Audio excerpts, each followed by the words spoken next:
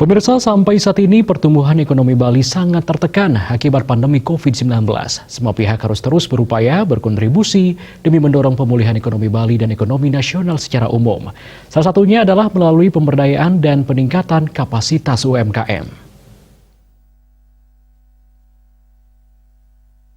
Pemerintah telah memberikan banyak program stimulus untuk UMKM baik subsidi bunga, fasilitas kredit usaha rakyat atau KUR, dan KUR super mikro pasca pandemi COVID-19. Dorongan stimulus bagi UMKM diharapkan dapat mempercepat pemulihan ekonomi.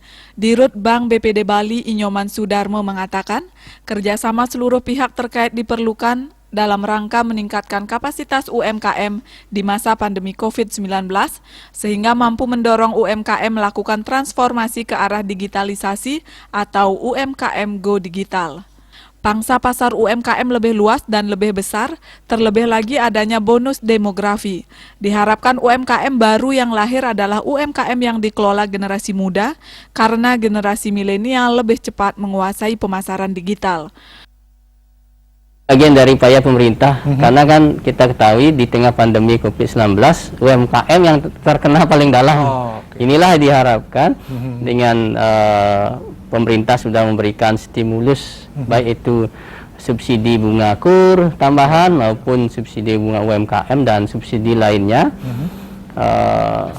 UMKM ini bisa tumbuh, apalagi yang mikro-mikro tersebut. Dan tentunya UMKM ini sangat membutuhkan pendampingan juga, tidak hanya di bidang pembiayaan, tentunya di tengah pandemi COVID-19 dan ke depan adalah digitalisasi UMKM. Dalam situasi pandemi COVID-19, UMKM dituntut untuk selalu kreatif dan inovatif di dalam menjalankan usahanya, sehingga bisa menarik minat pasar dan tidak lupa selalu menerapkan prokes dengan baik. Dengan demikian, perkembangan ekonomi dan usaha menjaga kesehatan bisa seimbang dan bersinergi dengan baik. Putu Ratna, Bali TV.